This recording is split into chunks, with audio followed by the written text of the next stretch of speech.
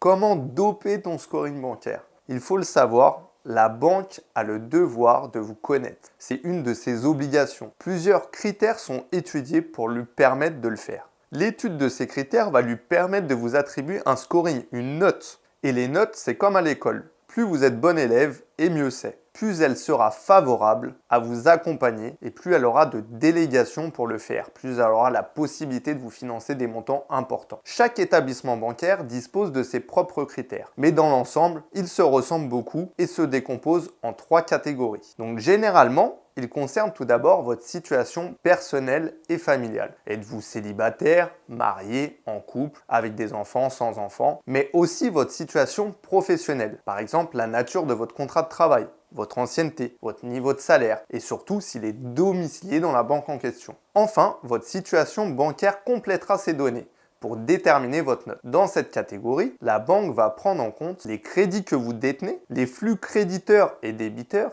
votre niveau d'épargne, votre solde moyen, le niveau de votre autorisation de découvert ou encore votre nombre de jours débiteurs sur un mois et les produits et services que vous détenez, assurance, téléphonie, système d'alarme. Moi, j'étais toujours le meilleur élève de ma classe, assis au premier rang, blablabla, blablabla. Ça se voit que vous ne me croyez pas. J'étais peut-être pas bon, mais je vais vous donner aujourd'hui tous les conseils pour pouvoir augmenter votre scoring. Évitez de dépasser votre autorisation de découvert. Pas de rejet de prélèvement et surtout pas de saisie sur vos comptes. Domiciliez votre salaire dans la banque en question. Constituez-vous une épargne, diversifiez-la. De l'épargne disponible sur des livrets, de l'épargne financière sur une assurance vie, un PEA, un compte titre. Et mettez en place des versements automatiques mensuels. Acceptez de jouer le jeu pour les produits et services que vous propose la banque. Cela concerne par exemple le package de votre compte, donc la carte bancaire, le découvert, etc. Mais aussi les assurances, auto, maison, santé, ou encore votre forfait téléphonique et un système d'alarme par exemple. En fait, tout cela, ça va venir renforcer votre partenariat avec votre partenaire, avec votre banque. Et celle-ci sera plus facilement à l'écoute pour mieux vous accompagner